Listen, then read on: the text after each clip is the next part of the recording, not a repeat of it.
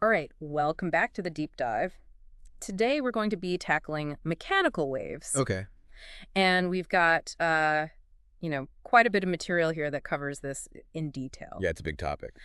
So today I think our mission is going to be to make sure that people listening have like a really solid Right. understanding of the fundamentals in mechanical waves. The different types and Yeah, the different types, the properties they have the properties and how we can describe them. mathematically. Yeah, mathematically. So, are you ready to get wavy? Let's do it.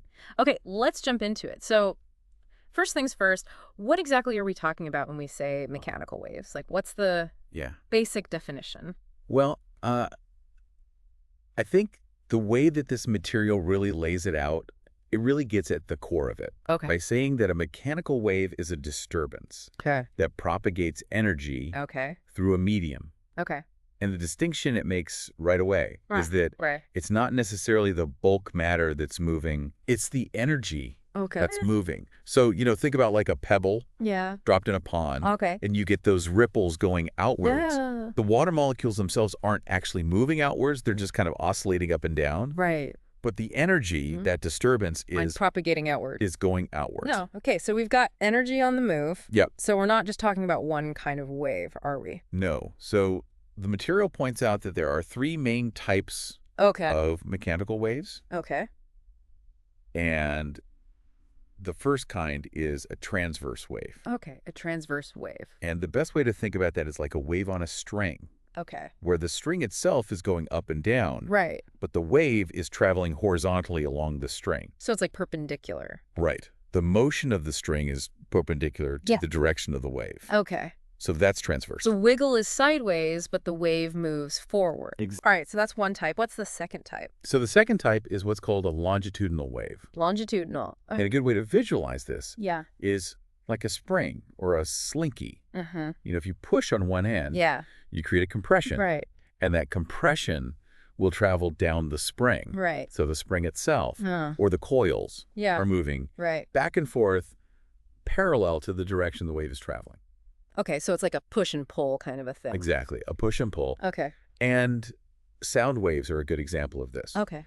A speaker will vibrate back and forth, Uh-huh. and it creates these compressions and rarefactions Ah, in the air, Okay. which is what we perceive as sound. Okay, so transverses is a side-to-side disturbance. Longitudinal is a push and pull. Right. And then this material mentions a third category. Right. So the third one Yeah. is a little more complicated because it's actually a combination Oop, of both Okay. transverse and longitudinal. And the example given here are surface waves in water. Yeah. Okay.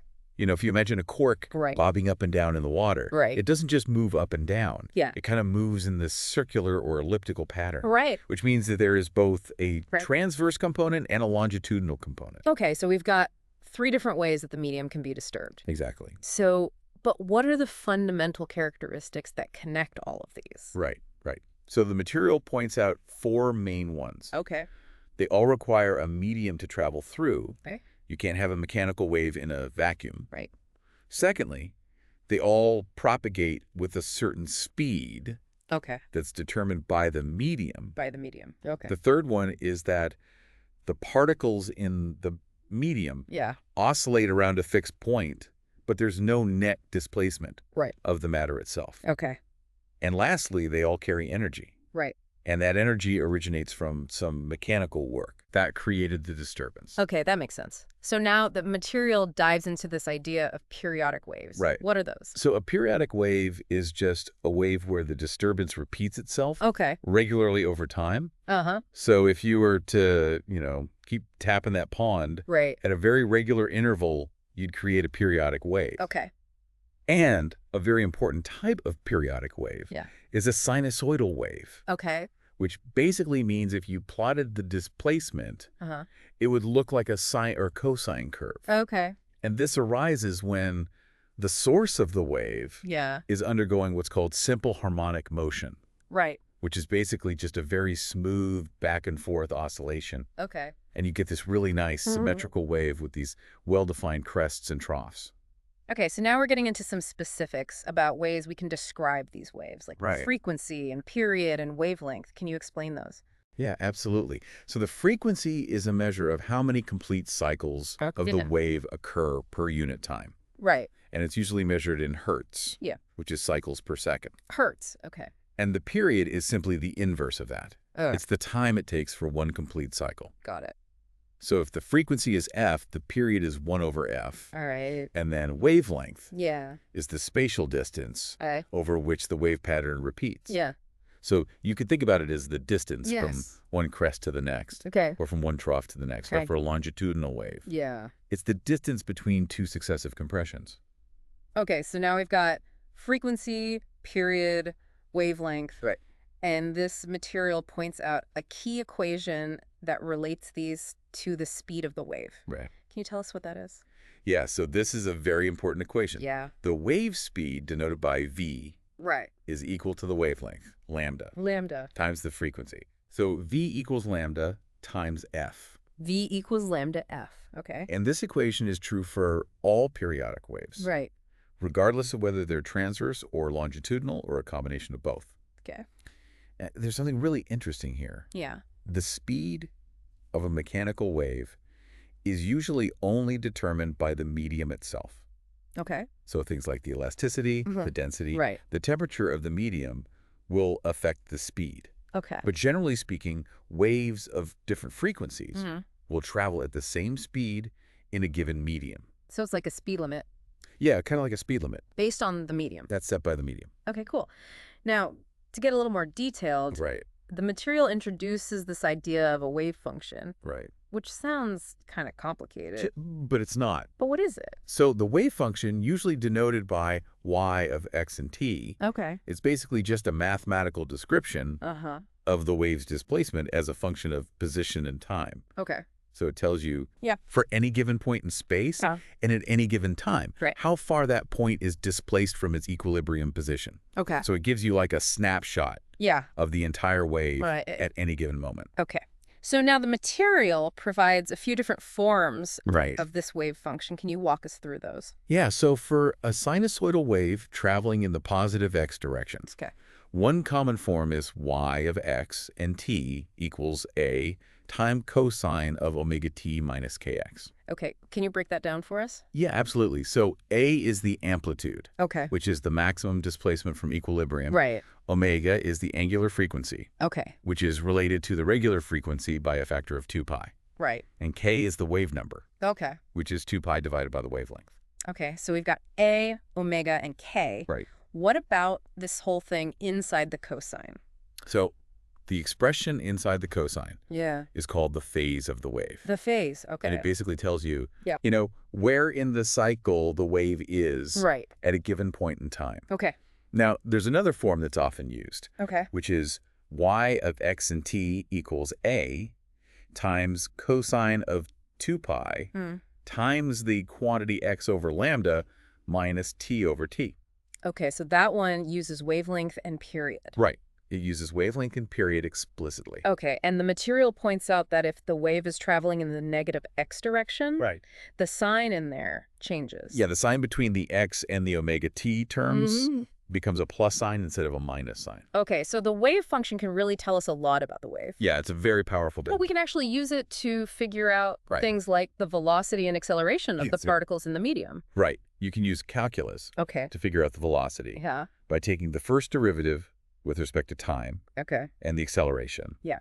By taking the second derivative Okay. with respect to time. Okay. And something really important here Yeah. is that sinusoidal wave functions Uh-huh. and many other wave functions Okay. satisfy something called the wave equation, Okay. which is a partial differential equation Oh, okay. that governs the propagation of waves. Right. And it basically relates the spatial curvature Okay. of the wave to its time evolution. Okay. So it's a very fundamental equation in wave physics. Sounds complicated. It is, but Go over it. it is a very important equation. Okay. Let's get back to something a little simpler. Like Yeah. this specific formula Okay. for the speed of a transverse wave on a string. Right. So the material gives us this formula. It does. So the speed of a transverse wave on a string Uh-huh.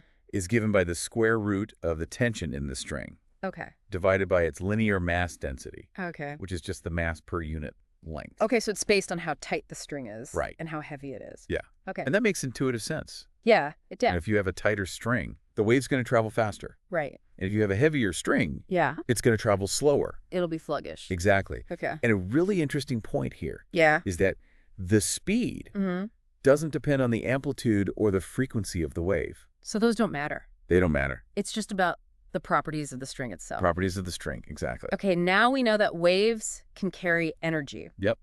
So the material talks about the power transmitted Right. by a wave on a string. Can you talk about that? Yeah, so the average power Uh-huh. transmitted by a sinusoidal wave on a string Okay. is given by 1/2 Okay. times the square root of mu, which is the tension, times the linear mass density, Okay. times omega squared, times a squared. Okay, hold on. So F and mu are the properties of the string. Yeah. Omega is the angular frequency. Right.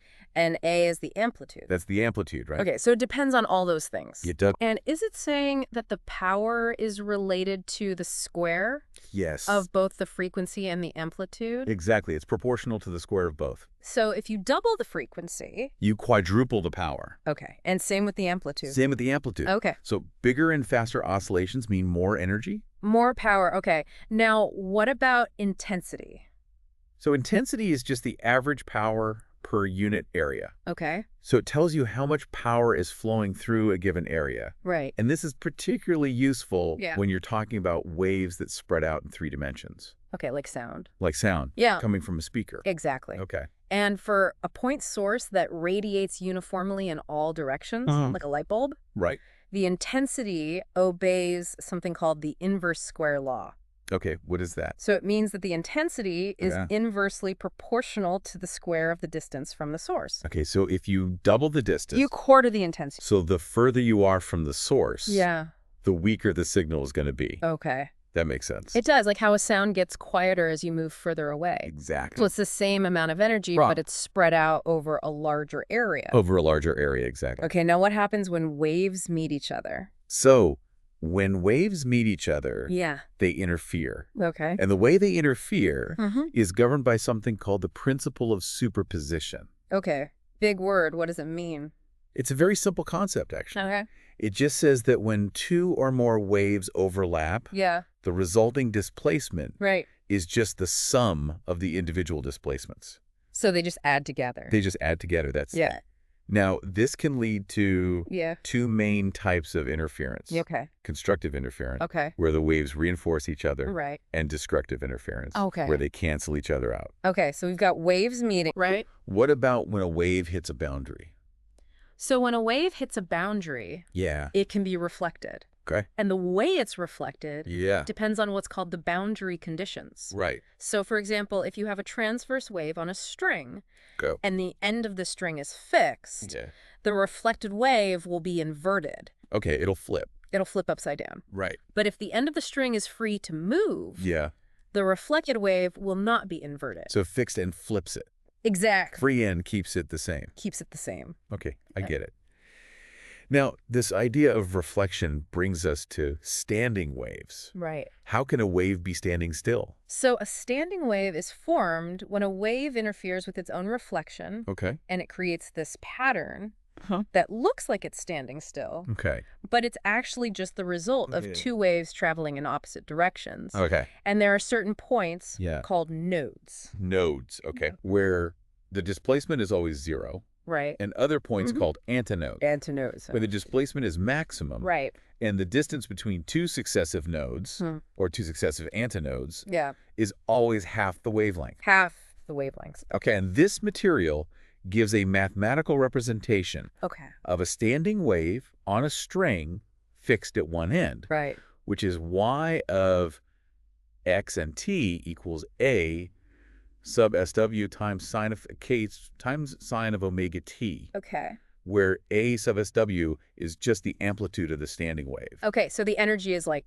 trapped Right, it's trapped. and it's just vibrating in this fixed pattern. Exactly. Okay, so this leads to this concept of normal modes, Right, which is what happens when Right. a string is fixed at both ends. right. So if you have a string Yeah. that's fixed at both ends, Right. like on a musical instrument, Okay. only certain frequencies Okay. will produce stable standing waves. Okay. And these frequencies are called the normal modes, Normal modes. Okay. or resonant frequencies. Okay. And the wavelengths Yeah. of these normal modes Mm-hmm. are quantized, Quantized meaning? meaning they can only take on Yeah. certain discrete values, Okay. which are given by the formula lambda sub n Okay. equals 2L over n, Okay. where L is the length of the string, Right. and n is a positive integer. Okay. So 1, 2, 3, and so on. 1, 2, 3. And each integer corresponds to a different normal mode. Okay, so that means each allowed wavelength has Yeah. a specific frequency. Exactly. The frequency is given by F sub n Okay. equals n times V over 2L, Right. which is just n times F1, Okay. where F1 is the fundamental frequency, Mental frequency. which is the lowest possible frequency for Right. that string. Right. And the higher frequencies Mhm. are called harmonics. Harmonics. Okay. So the second harmonic is 2F1. Right. The third harmonic is 3F1. Okay. And so, Okay, and this fundamental frequency, F1, yes, this lowest note the string can make, right. that depends on the properties of the string itself. It does. It's given by Yeah. 1 over 2L times the square root of F over met. So the tension and the linear mass density. Right. Exactly. Okay. So that's why string instruments Yeah. can produce different pitches. Right. You can change the length of the string Uh-huh. by pressing down on frets. Yeah. You can change the tension by tuning the pegs. Right. And you can use different types of strings. Right. With different materials and different thicknesses. Exactly. Yeah. And the material points out Yeah. that when a vibrating string produces sound, Uh-huh. the sound waves in the air Right. have the same frequency as the string, Okay. but a different wavelength. Because the speed is different? Right, because the speed of sound in air is Right. different from the speed of the wave on the string. That's a really cool connection Yeah. to real world music. It is. And to wrap things up, Right. this material includes a glossary of terms. Yeah, which is always helpful. Yeah, I like glossaries. It's a good reminder Yeah. of all the important definitions. Yeah, because there were a lot of terms in there. There were a lot of terms. Okay, so that was quite a deep dive It went into right. mechanical waves. Yeah, We covered a lot. we did. We went from the basic definition to the different types. Right. We looked at the mathematical description, Mhm. the speed, the power, The intensity. the intensity, Nothing else. interference, standing waves, Standing waves. normal modes. Normal modes. It's a lot. It's a lot. And it seems like that equation, V equals lambda F, is Ah. really fundamental to it all. It is. It connects everything together. Yeah. It's amazing how such a simple equation Right. can describe such a wide range of phenomena. It's a good one to remember. It is. So, as a final thought for our listeners, Yeah. to kind of take away and ponder, Right. we've talked about all of this math, all this physics behind mechanical waves. Right. Do you think there are other areas of science Yeah, I think so. where these same principles might apply? I think so too. Even if it's not obvious, Right. like in systems Yeah. that maybe don't even seem like they have waves. Yeah, maybe there are analogies that we haven't even thought of yet. Right. Like, are there hidden waves That's out there waves, yeah. that we just haven't discovered? That's a fascinating thought. Yeah, it is. I think that's a great place to leave it. I think so too. So thanks for joining me on this deep dive Here's a good one. into mechanical waves. It was. And we'll catch you next time on the deep dive. All right. See you then.